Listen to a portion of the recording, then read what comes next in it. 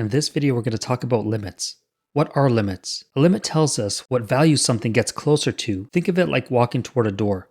You get closer and closer, but the limit tells you the value you're approaching. Limits are used to calculate speed of areas. They show up in real-world problems like calculating the speed of a car at a specific instant, population growth trends, or how close a machine can cut to a perfect measurement. So let's jump right into some examples.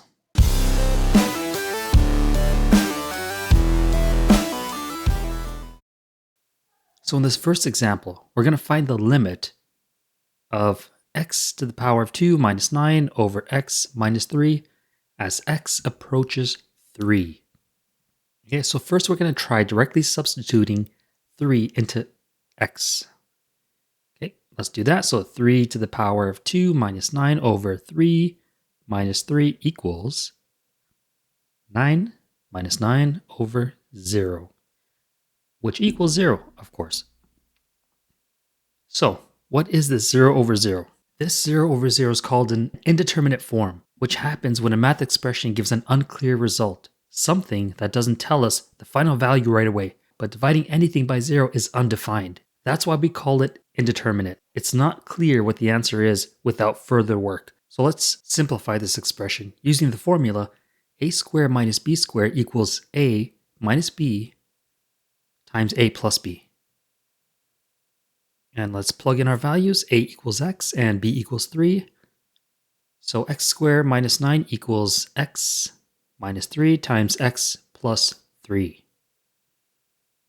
Okay, so now we continue with the equation. X minus 3 times x plus 3 over x minus 3. As limit approaches 3, we can now cancel out the common factors. The x minus 3 in the numerator and in the denominator, which leaves us with x plus 3. Now substitute the value of x. So you have 3 plus 3, and that equals 6. So the limit is 6. So we started by trying to substitute x equals 3, but got an indeterminate form of 0. We then factored the numerator, which allowed us to cancel the common factor with the denominator. After simplifying, we substituted x equals 3 again and got the answer. The answer to this limit is 6. Okay, so now on to the next example. We need to find the following limit.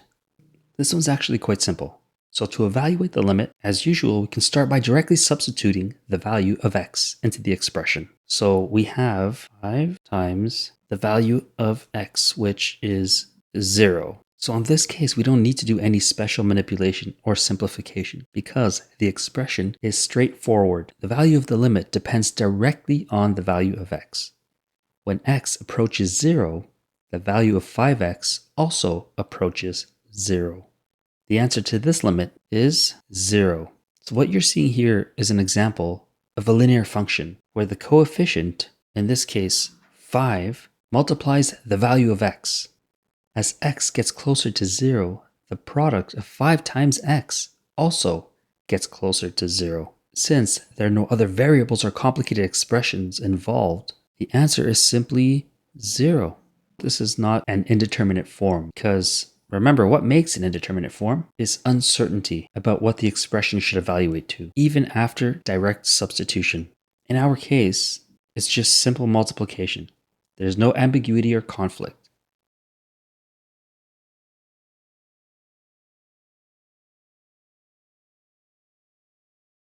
So in this very last example, we're going to solve the limit for this expression as x approaches infinity. When dealing with limits as x approaches infinity, we focus on the terms with the highest powers of x in both the numerator and denominator. This is because as x becomes really large, smaller powers like x squared or constants like 5 become insignificant compared to the largest power. So in the numerator, 4x to the power of 3 is our dominant term. In the denominator, negative 5x to the power of 3 is our dominant term. So the next step is to simplify the expression. So we divide everything in the numerator and denominator by x to the power of 3, which is the dominant term. Now let's cancel out some like terms. After canceling out like terms and dividing, the expression now becomes this.